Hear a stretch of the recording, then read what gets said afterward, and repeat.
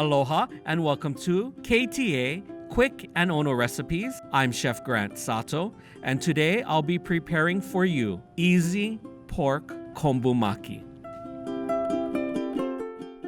Place the konbu on a cutting board in a vertical manner. At the bottom end of the konbu, place 1 strip of pork, 1 strip of carrot, and 1 strip of gobo. Tightly roll the konbu upwards to form a cylinder.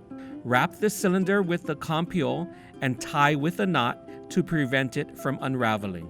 Place the dashi, shoyu, sugar, and sake in a medium-sized pot. Quickly bring to a boil and reduce to a simmer.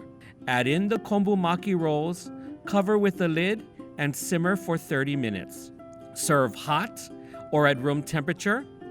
The symbolism of eating the konbumaki at New Year's is to keep the family close together, tightly wrapped like the konbumaki. For this recipe and more, please visit ktasuperstores.com/recipes.